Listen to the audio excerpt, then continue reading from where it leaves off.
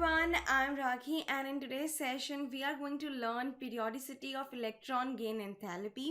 So first of all, let us understand what actually electron gain enthalpy is. Change in enthalpy during the addition of an electron in an isolated gaseous atom of an element is known as electron gain enthalpy. किसी भी isolated gaseous atom में एक electron add करने के लिए जो भी energy का एक्सचेंज होता है सराउंडिंग के साथ, अब वो एनर्जी का रिलीज भी हो सकता है या एनर्जी एब्जॉर्प्शन भी हो सकता है। ठीक है, अब देखिए इस रिएक्शन में ये आइसोलेटेड गैशियस एटम है जिसमें हम एक इलेक्ट्रॉन ऐड कर रहे हैं, तो हमें उसका अनायन मिल रहा है एंड साथ में कुछ एनर्जी रिलीज हो रही है या एब्जॉर्ब हो रही है, वो डिपेंड करेगा एलिमेंट के ऊपर। ये हमारी इलेक्ट्रॉन गेन रिएक्शन है और इसमें जो एंथैल्पी चेंज हो रहा है उसे ही हम इलेक्ट्रॉन गेन एंथैल्पी कहते हैं। चलिए पहले समझते हैं व्हाट इज एंथैल्पी चेंज। किसी भी रिएक्शन की एंथैल्पी चेंज होती है sum of enthalpy of all the products minus sum of enthalpy of all the reactants। ये एंथैल्पी चेंज जितना ज़्यादा नेगेटिव होगा रिएक्शन उतनी ज़्यादा स्पॉन्टेनियस होगी। तो इस रिएक्शन में प्रोडक्ट क्या है, ये एनायन, एंड रिएक्टेंट क्या है, दिस आइसोलेटेड गैशियस एटम। तो enthalpy change during the electron gain will be given by enthalpy of anion minus enthalpy of isolated gaseous atom। अब देखिए इसमें दो केसेस हो सकते हैं। इलेक्ट्रॉन गेन एंथैल्पी नेगेटिव भी हो सकती है और पॉजिटिव भी हो सकती है। तो चलिए पहले समझते हैं ये इलेक्ट्रॉन गेन एंथैल्पी नेगेटिव है तो इसका क्या मतलब है। इलेक्ट्रॉन गेन एंथैल्पी नेगेटिव होने का मतलब है जो प्रोडक्ट है उनकी एनर्जी कम होगी, यानी मोर स्टेबल प्रोडक्ट्स, और रिएक्टेंट की एनर्जी ज़्यादा होगी। तो जो ये डिफरेंस है एनर्जी का, ये कहाँ चला जाएगा, ये हीट के फॉर्म में रिलीज हो जाएगा and this reaction will be known as exothermic reaction. Electron gain enthalpy positive होने का मतलब है एनायन जो बन रहे हैं वो हायर एनर्जी लेवल पे हैं, यानी लेस स्टेबल, और ये जो डिफरेंस है एनर्जी का वो कहाँ से आएगा, वो सराउंडिंग से हीट एब्जॉर्ब कर लेगा, इसलिए रिएक्शन एंडोथर्मिक होगी। इलेक्ट्रॉन गेन एंथैल्पी को हम मेजर करते हैं किलोजूल पर मोल में और इसको हम डिनोट करते हैं डेल्टा Eg ऑफ H से। अब ये हम नेक्स्ट स्लाइड में देखेंगे किन एलिमेंट्स के लिए इलेक्ट्रॉन गेन एंथैल्पी नेगेटिव है और किन एलिमेंट्स के लिए इलेक्ट्रॉन गेन एंथैल्पी पॉजिटिव है और क्यों है।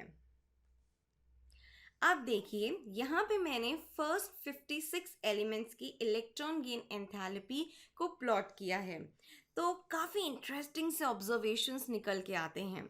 जो इनर्ट गैस एलिमेंट्स है helium, neon, argon, krypton, xenon, इनकी इलेक्ट्रॉन गेन एंथैल्पी पॉजिटिव है।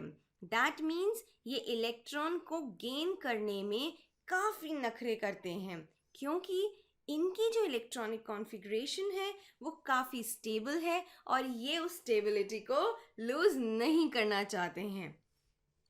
दैट मीन्स ये कौन सा केस होगा, ये केस नंबर 2 होगा जब हमारी इलेक्ट्रॉन गेन एंथैल्पी की वैल्यू पॉजिटिव होगी, रिएक्शन एंडोथर्मिक होगा। अब बात करते हैं ग्रुप 17 एलिमेंट्स की, मतलब हेलोजेंस।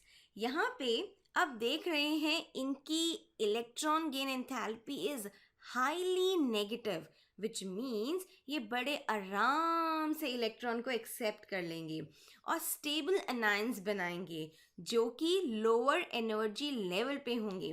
तो जो डिफरेंशियल एनर्जी है वो हीट के फॉर्म में रिलीज होगी। तो आप कह सकते हैं electron gain by the halogen is an exothermic reaction, highly exothermic reaction. अब बात करते हैं एल्कलाइन अर्थ मेटल्स की, यानी ग्रुप 2 एलिमेंट्स की। बेटा मांगे कार, सुनकर बाप रोए। Beryllium, magnesium, calcium, strontium, barium. इनका क्या है? s ऑर्बिटल्स ऑलरेडी फिल्ड हैं कंप्लीटली। अब ये एक इलेक्ट्रॉन लेते हैं तो इनका इलेक्ट्रॉनिक कॉन्फ़िगरेशन अनस्टेबल हो जाएगा। Unstable means higher energy, higher energy means positive electron gain enthalpy, जो कि हम यहाँ ग्राफ में देख भी रहे हैं। और रिएक्शन क्या होगी? ऑब्वियसली एंडोथर्मिक रिएक्शन होगी। Same is the case with group 12 elements, zinc, cadmium and mercury. इनकी भी जो इलेक्ट्रॉन गेन एंथैल्पी की वैल्यू है वो पॉजिटिव है। क्यों? बिकॉज इनके भी जो ऑर्बिटल्स हैं वो कंप्लीटली फिल्ड अप हैं। तो रिएक्शन क्या होगा? एंडोथर्मिक होगा। अब बात करते हैं periodicity of electron gain enthalpy across a period. यहाँ हमने प्लॉट किया है पीरियड 2 एंड 3 के एलिमेंट्स को। जब हम किसी भी पीरियड में लेफ्ट टू राइट जाते हैं तो एटम का साइज छोटा होता जाता है और साथ में न्यूक्लियस अट्रैक्शन भी स्ट्रॉन्ग होता जाता है।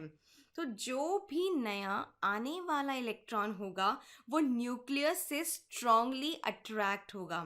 नतीजा क्या होगा? वो ईजिली एटम के साथ जुड़ जाएगा, मतलब रिएक्शन स्पॉन्टेनियस होगी। That means electron gain enthalpy will become more negative when we move left to right in any period. अब इसमें कुछ एक्सेप्शंस हैं।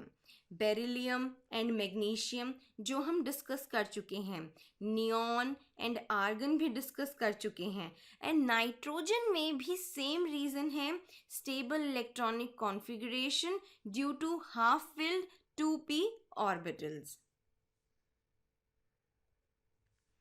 अब समझते हैं variation of electron gain enthalpy within a group. जब हम ग्रुप में नीचे की तरफ आते हैं तो एटम का साइज इंक्रीज होता जाता है।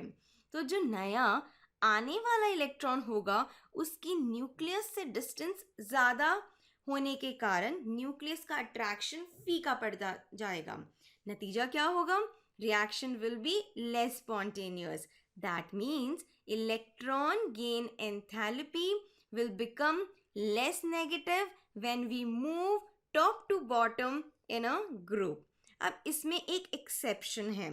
पीरियड 2 के जो एलिमेंट्स होते हैं जैसे ऑक्सीजन एंड फ्लोरीन है, उनका साइज छोटा होता है, इसीलिए surface electron density is very high as compared to period 3 of their respective groups. Okay, तो जब कोई नया इलेक्ट्रॉन आता है इनके एटम्स की तरफ तो सरफेस इलेक्ट्रॉन्स उसको स्ट्रांगली रिपेल करते हैं and reaction becomes less spontaneous. इसीलिए इनकी electron gain enthalpy less negative होती है as compare to period 3 elements of their respective groups.